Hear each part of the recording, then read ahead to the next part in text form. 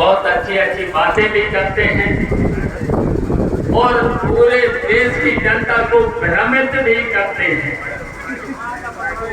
और उसी भ्रमित करने की वजह से जो पूरे देश की जनता को इन्होंने भ्रमित किया है, खासकर उत्तर प्रदेश की जनता को भी भ्रमित किया है, उसकी वजह से समाजवादी पार्टी की सरकार बनते बनते रह गई। और ऐसे सावधान रहने की बहुत जरूरत है। और खासकर जितने भी पिछड़े समाज के लोग हैं उनको भी बहुत सचेत रहने की जरूरत है। और खासकर चौहान समाज के लोगों को भी बहुत सचेत रहने की जरूरत है। राजभर समाज के लोगों को भी बहुत सचेत रहने की जरूरत है, क्योंकि उस समाज में भी एक बहरोतिया आ गया है जो बताया है अभी अतरदार का बहुत बड़ा बहरोतिया है। पहले किस पार्टी में था, नाम समझ गए हो गए नहीं समझे, बहुत बड़ा बहरोतिया थी और कितना झूठ बोलता है। उसने बहुजन समाजवादी पार्टी छोड़ी। जब लग रहा था कि अब समाजवादी पार्टी की सरकार बनने जा रही है तो उसमें भी पहुंच गया और फिर उसे लगा और भारतीय जनता पार्टी षड्यंत्रकारी पार्टी है, तो अब वो भारतीय जनता पार्टी में फिर पहुंच गया और निशान लोगों को भी बहुत निशान पार्टी के नेता तो खुद तो हो गए हैं और लेकिन हमारे बीच में युवा नेता भी आ गए हैं। खड़े हो जाओ, ये प्रदेश अध्यक्ष हैं निषाद समाज के बड़े चाचा जिंदाबाद जिंदाबाद जिंदाबाद जिंदाबाद जिंदाबाद जिंदाबाद चाचा तुम संघर्ष करो। और दलित समाज के लोगों को भी सावधान, बहुत ठगे गए दलित समाज के समाज से लेकर के पीछे हो जाइए, कैमरा मैन दीजिए। बहुत बड़े पैमाने पर ठगे गए हैं सबको, पिछड़े समाज के लोगों को और यहाँ तक कि राजस्थान के मुसलमान भाइयों को तो भारतीय जनता पार्टी देखना नहीं। पिछड़े समाज के जितने भी यादव समाज के लोग हैं, बताओ मुसलमान और यादव समाज के लोगों को भी भारतीय जनता पार्टी देखना नहीं चाहिए। होता है झूठे आज हम कितने इरफान सोलंकी पर कितने मुकदमे, कितने सीनियर एमएलए हैं, 10 बार के एमएलए हैं, 2 बार के सांसद हैं। इरफान सोलंकी के पिताजी हमारे साथ 3 बार विधायक रहे। इरफान सोलंकी 3 बार विधायक है, कानपुर से जीता है। ऐसे कितने लोगों को जेलों में बंद किया। बहुत समय लग जाएगा अगर सबके नाम लेंगे, आप समझ रहे होंगे। और आपको याद होगा नेताजी भी मुख्यमंत्री रहे, अखिलेश यादव मुख्यमंत्री रहे, कभी चाहे विपक्ष के एमएलए एमपी रहे हो, यहाँ तक कि जनता के चुने हुए अगर प्रतिनिधि रहे हैं, विधान भी उसमें आता है, ब्लॉक प्रमुख भी आता है, जिला पंचायत सदस्य भी उसमें जनता से चुने हुए लोग। कभी नेताजी ने अगर कहीं विपक्ष के, यहाँ तक कि बीजेपी के लोग भी अगर उन पर झूठा मुकदमा लिखा गया है तो नेताजी ने कभी उनको जेल नहीं दिया। और ये जो बेईमान षड्यंत्रकारी भारतीय जनता पार्टी विपक्ष को तो खत्म करना चाहते हैं, चुने हुए लोगों को। अगर चुने हुए लोगों को जब जेल भेजती है तो बताओ किसका अपमान है? जनता जो है चुनती है तो जनता का भी तो अपमान है। जनता की सेवा के लिए जनता अपने प्रतिनिधि को चुनती है, लेकिन भारतीय जनता पार्टी के लोग इन जनप्रतिनिधियों को भी हम जानना चाहते हैं। आज प्रधान और ब्लॉक प्रमुख और जिला पंचायत सदस्यों को तहसीलदार या दरोगा, थाने का दरोगा कहीं पर भी कुर्सी देता है, उनकी बात सुनते हैं, नहीं सुनते तो कैसा लोकतंत्र? जैसा भारतीय जनता पार्टी के लोग उस लोकतंत्र को भी खत्म करना चाहते हैं, संविधान पर भी हमला करना चाहते हैं। और हम जानना चाहते हैं और आपको भी याद रखना चाहिए, जैसा भारतीय जनता पार्टी के लोगों ने आपके बीच में प्रधानमंत्री से लेकर के बड़े बड़े भारतीय जनता पार्टी के नेताओं में, यहाँ तक कि उत्तर प्रदेश के मुख्यमंत्री से लेकर के बड़े बड़े सीनियर मंत्री, इन्होंने क्या क्या वादे किए याद है? याद कर लिया करो, याद रखना चाहिए। इन्होंने सबसे पहले क्या कहा था, क्या वादा किया था? इन्होंने कहा था कि हम अच्छे दिन रखें। इन्होंने कहा था कि जैसे ही भारतीय जनता पार्टी की सरकार हम बनाएंगे 15-15 लाख रुपया प्रत्येक के खाते में भेजेंगे। बताओ कहा, किसानों की आय हम दोगुनी करेंगे। इन्होंने कहा था कि जितने भी नौजवान लोग हैं, पढ़े लिखे लोग हैं, हर वर्ष हम 2 करोड़ लोगों को हम नौकरी देंगे। बताइए नौजवानों को जो पढ़े लिखे हैं कितने लोगों को नौकरी इन्होंने दे दी। आज बताइए 69 लाख जो शिक्षक थे उनके ऊपर संकट है, नौकरी से निकाल दिया गया है। कितने लोगों की इन्होंने नौकरी ले दी, किसी को नौकरी नहीं दी। और नौकरी कौन सी नौकरी दे रहे? संविदा पर। और संविदा पर कितना वेतन दे रहे? 8,000 10,000। बताओ 8,000 10,000 में किसी का परिवार चल जाएगा? नहीं। क्या हाल है बिजली का, क्या हाल है महंगाई का, क्या हाल है? बिजली की जो समस्या, इतनी समस्या आपके सामने है। आज के समय में बिजली के बिना किसी का काम नहीं चल सकता। बताओ चल सकता है? कितनी महंगी। आज प्रधानमंत्री, हिंदुस्तान का प्रधानमंत्री कहां से? उत्तर प्रदेश, बनारस। और सबसे महंगी बिजली उत्तर प्रदेश। और बिजली का वादा कितना? 24 घंटे 22 घंटे।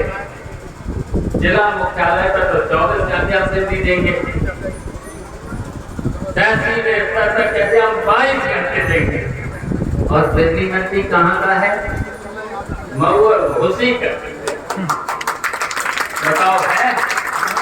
और बिजली यहाँ कितनी आ रही? 8 घंटे 10 घंटे। और फिर 1 घंटे में कितने बार बिजली आती और जाती है? हैं परेशानियां, ये परेशानियां पूरे उत्तर प्रदेश में है।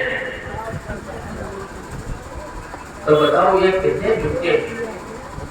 तब हम कहना चाहते हैं 5 तारीख का चुनाव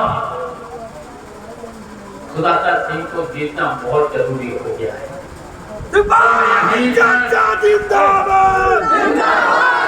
और यहीं पर यहीं के बाद 24 आने वाली 6 महीने के बाद लोकसभा का चुनाव भी आने वाला है। इंडिया गठबंधन, इंडिया अलायंस इसलिए भी बनाया है उत्तर प्रदेश से। जैसे दक्षिण भारत से तो इंडिया अलायंस जीत के जा रहा है, अब हम लोगों ने तय भी कर लिया है, उत्तर प्रदेश से अखिलेश यादव के नेतृत्व में यहाँ से जो पार्लियामेंट का चुनाव होगा, इस घोषित के बाद, सुधाकर सिंह जीतने के बाद यहाँ से भी भारतीय जनता पार्टी को हटाने का काम करेंगे। इसलिए दलित पिछड़े सब अल्पसंख्यक मुसलमान भाई से लेकर के जो हमने नाम लिए हैं अभी, राजा चौहान, जमात, निसार, सबके नाम लिए, सबको इकट्ठा होना पड़ेगा। और जब सब इकट्ठे होंगे तो इस उत्तर प्रदेश से भी भारतीय जनता पार्टी को हम हटाने का काम करेंगे और हटा करके देश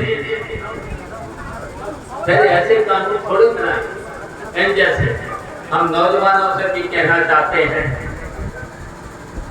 जब दिल्ली में भी अलायंस की सरकार होगी तो फिर 27 का इंतजार उत्तर प्रदेश में तुम्हें नहीं करना पड़ेगा। इस सरकार को भी हटा करके इस उत्तर प्रदेश में अखिलेश यादव के नेतृत्व वाली सरकार उत्तर प्रदेश में भी करेगी। तब कैसे कानून है? मैंने तो यहाँ की सड़कें देख ली हैं, पुल देख लिए हैं, हमारे पास जो भी जाता था यहाँ पर भी कोई हमें, जब हम मंत्री थे, पीडब्ल्यूडी मंत्री थे, तब कुछ पर्ची पर भी लिख के हमें पुल दे दिया था।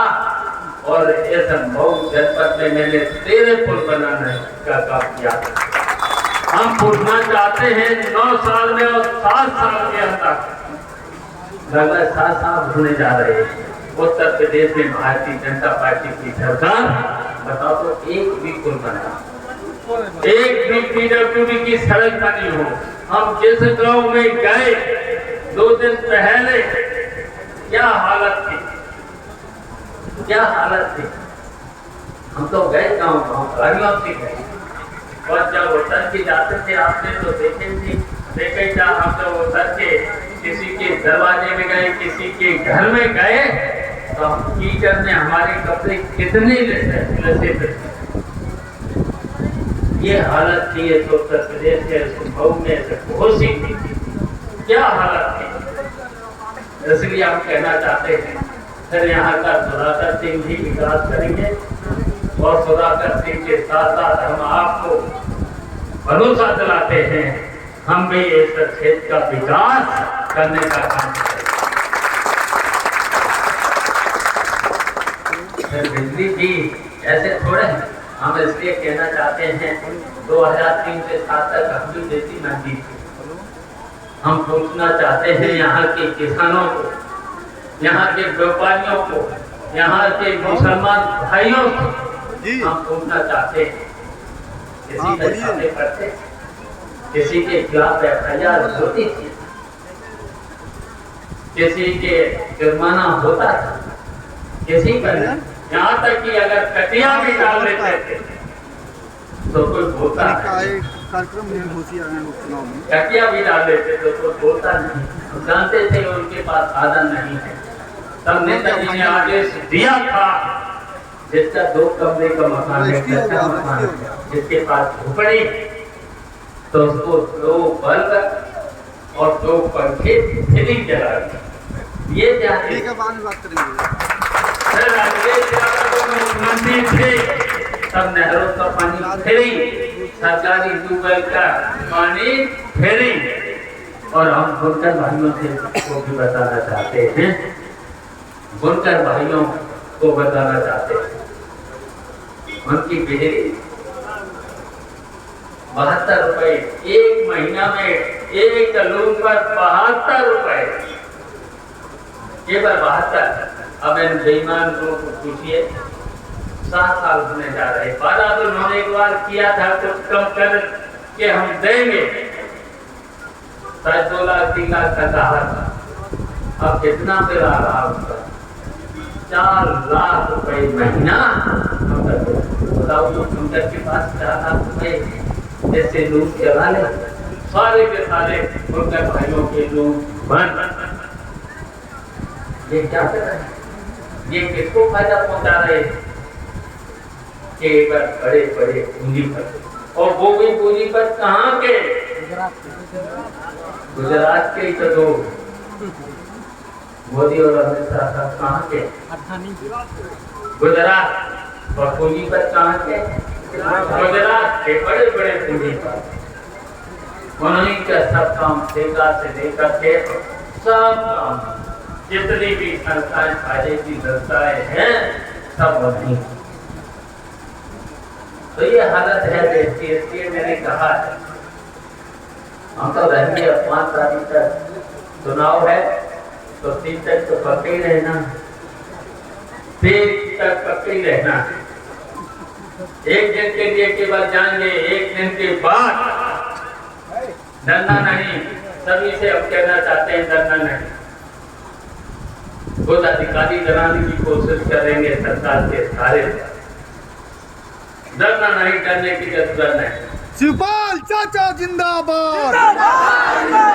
होगा अभी 6 महीना पहले मैनपुरी में इन्होंने डराने की कोशिश की, लेकिन हम लोग वहीं थे, कोई डरा नहीं था। पूर्वांचल के लोग भी वहीं थे। बताओ, कोई डरा था? और जब डरे नहीं तो दिन पर यादव कितने से दी थी? 2,88,000।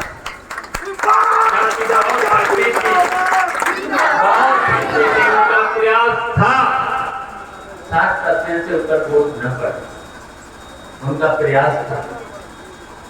वो सिर्फ की उन्होंने वोटर लिस्ट में ऐसे उतार किया।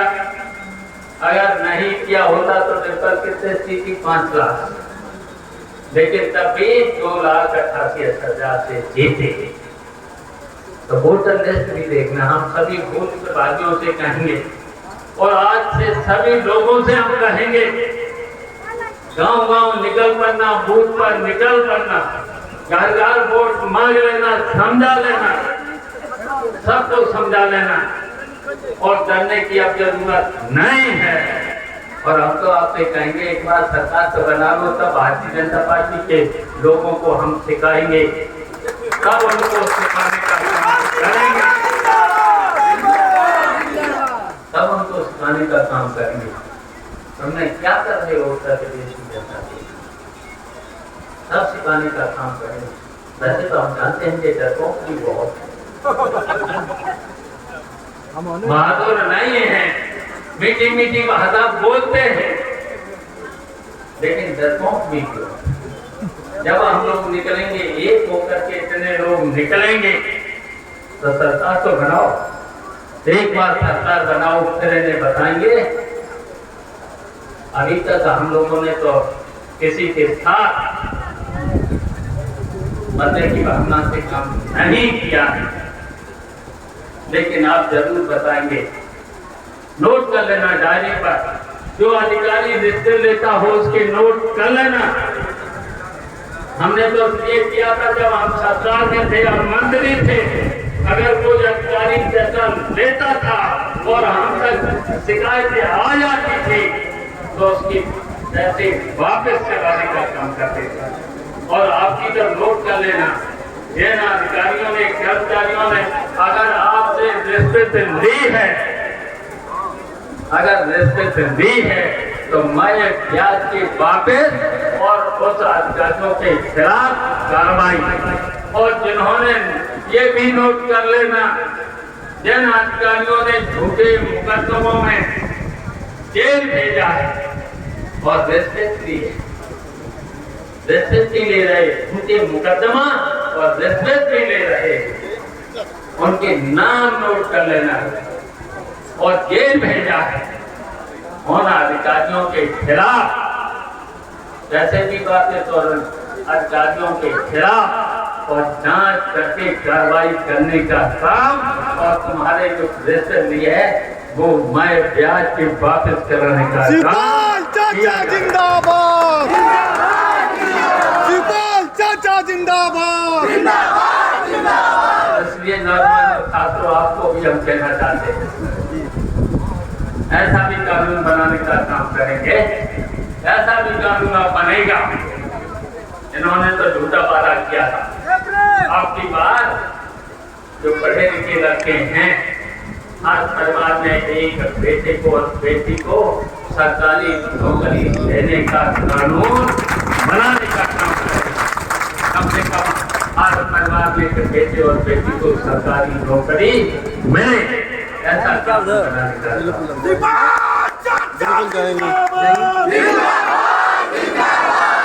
और बढ़िया सड़कियाँ का तो चिंता मत करना, पुल पुलियों का चिंता मत करना।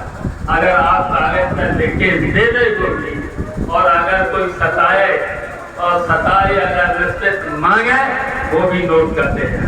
चाचा आप संघर्ष करो, चाचा आप संघर्ष करो। आप बताओ, इसलिए डरना नहीं, करके डरने की जरूरत नहीं है। अब निकल पड़ना, 4-5 दिन तो है, अब तो निकल पड़ना होगा। सबको समझा लेना। जब इतने लोग हम सब लोग हैं, जो मैंने जातियां गिनाई है, समाज के लोगों गिनाए हैं, सब लोगों को समझा लेना।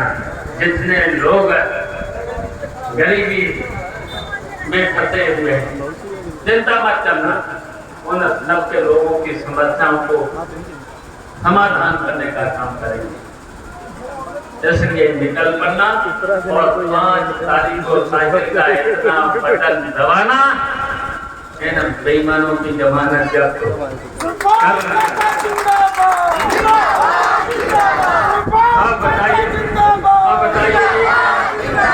अब बताइए एक काम करोगे, हाथ उठा करके साफ बताओ, डरेंगे नहीं, डरेंगे नहीं। और घर घर दरवाजे दरवाजे और 5 तारीख को सब लोग वोट डालने के लिए निकल पड़ेंगे। ये वादा करना है, हाथ उठा करके फिर बताओ, ऐसा वादे को हम पूरा करेंगे, डरेंगे नहीं।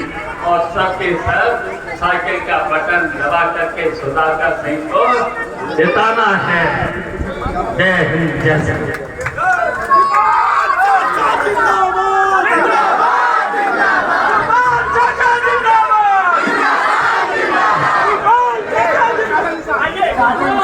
देखिए, एक मिनट खड़े रहना। देखिए, काजल निसार ये भी भोजपुरी की बहुत बड़ी कलाकार हैं और अभी ये विधानसभा का चुनाव लड़ाया था। वो भी अपनी बात एक मिनट आपके बीच में वोट की अपील करेंगी। आइए काजल निसार। सुपर सिंह को जिंदाबाद।